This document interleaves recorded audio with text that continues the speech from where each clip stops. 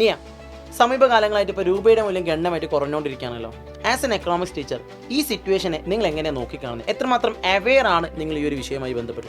ഈ വിഷയത്തിൽ എനിക്ക് കൃത്യമായിട്ടുള്ള ധാരണയുണ്ട്. എന്നാൽ നമ്മൾ ചുറ്റുമുള്ള ആൾക്കാരും ഇതിനെപ്പറ്റി അവെയർ ആണോ എന്ന് നമ്മളിത് നോക്കാൻ വേണ്ടി പോവാണ്. So let's see. ഹലോ, നമ്മുടെ രൂപയുടെ മൂല്യം ഇപ്പോൾ കുറഞ്ഞിട്ടുണ്ട്.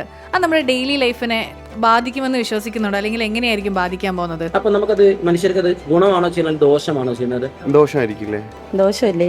മോശമായിട്ടാണ് ബാധിക്കുന്നത്. എന്തുകൊണ്ടാണ് മോശമായിട്ടെന്ന് പറയുന്നത്? സമ്പദ് വ്യവസ്ഥയുമായി ബന്ധപ്പെട്ടൊരു കാര്യമാണല്ലോ. തീർച്ചയായിട്ടും അത് നമുക്ക് ദോഷം തന്നെയാണ്. ദോഷം എങ്ങനെയായിരിക്കും അത് ദോഷം ചെയ്യുന്നത്? രൂപയുടെ മൂല്യം എന്ന് പറഞ്ഞാൽ സാധനങ്ങൾക്ക് വില കൂടില്ലേ, അങ്ങനെയല്ലേ? പിന്നെ പുറത്തുനിന്നൊക്കെ പൈസ വയ്ക്കുന്നവർക്ക് വലിയ കാര്യം ഉണ്ടാവും. ഇവിടെ കുറെ പൈസ കിട്ടുമല്ലോ. നമ്മളിപ്പോൾ വേറെ കൺട്രിയിലേക്കൊക്കെ ട്രാവൽ ചെയ്യുകയാണെങ്കിൽ നമുക്കത് കുറച്ച് ബുദ്ധിമുട്ടായിരിക്കുമല്ലോ, മണി എക്സ്ചേഞ്ചിനൊക്കെ. രണ്ടും പറയാം. ഒരു തരത്തിൽ ഗുണമെന്നും പറയാം, ഒരു തരത്തിൽ ദോഷമെന്നും പറയാം. അതിൻ്റെ ഒരു വാല്യൂ കൂടുന്നതനുസരിച്ചിട്ടാണല്ലോ നമുക്കും കാര്യങ്ങളൊരു ബെനിഫിറ്റും കാര്യങ്ങളൊക്കെ ഉണ്ടാവുക. രൂപയുടെ മൂല്യം കുറയുമ്പോൾ അവശ്യ വസ്തുക്കളുടെ വില വർദ്ധിക്കും.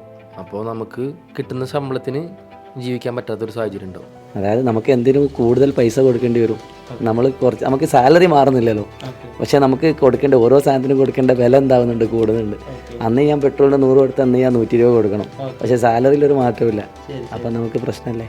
കേട്ടില്ലേ, ഒരുപാട് ആൾക്കാർ പറയുന്നത് രൂപയുടെ മൂല്യം കുറയുന്നത് നമ്മളെ ദോഷമായിട്ടാണ് ബാധിക്കുന്നത് എന്നുള്ളതാണ് അല്ലേ?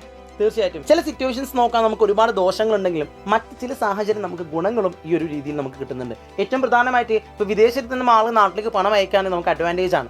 എന്നാൽ നേരെ മറിച്ച് ഒരുപാട് ഡിസ്അഡ്വാൻറ്റേജസും ഈ ഒരു സിറ്റുവേഷൻ ഉണ്ട്. എന്തൊക്കെയായിരിക്കും അതൊക്കെ? സാർ പറഞ്ഞ പോലത്തെ ഏറ്റവും വലിയ ഡിസ്അഡ്വാൻറ്റേജ് എന്ന് പറയുന്നത് നമ്മുടെ ആവശ്യ സാധനങ്ങളുടെ വില കൂടുന്നത് എന്നുള്ളതാണ്. അതേപോലെ മിക്ക ആൾക്കാരും പറഞ്ഞ പോലെ പെട്രോളിയത്തിന്റെ പൈസ ആയാലും ബാക്കിയുള്ള സാധനങ്ങളുടെ പൈസ ആയാലും ഇതൊക്കെ നമ്മളെ മോശമായിട്ടാണ് ബാധിക്കുന്നത്. സോ നമ്മുടെ ജീവിത നിലവാരത്തെ സ്വാധീനിക്കുന്ന, ജീവിത നിലവാരത്തെ താഴോട്ട് കൊണ്ടുപോകുന്ന ചില സംഭവങ്ങളാണ് ഈ ഒരു സിറ്റുവേഷൻ ഒക്കെ. സോ തീർച്ചയായിട്ടും ഗവൺമെന്റ് ഒക്കെ ഇതിന് വേണ്ടിയിട്ടുള്ള കൃത്യമായ നടപടികൾ എടുത്ത് രൂപയുടെ മൂല്യം വീണ്ടും ഉയർന്നു മുന്നോട്ട് പോകും എന്ന് നമുക്ക് എന്ത് ചെയ്യാം, പ്രതീക്ഷിക്കാം. അതെ, അതേപോലെ എക്കണോമിക്സിലെ മക്കളാണെങ്കിൽ നിങ്ങൾ ഇതേ അവസാനത്തെ ചാപ്റ്ററിൽ ഈ വക കാര്യങ്ങളൊക്കെ പഠിക്കുന്നുണ്ട്. അപ്പൊ ഈ വക കാര്യങ്ങൾ അപ്പൊ നിങ്ങൾക്ക് കുറച്ചും കൂടെ ഈസി ആയിട്ട് മനസ്സിലാവും.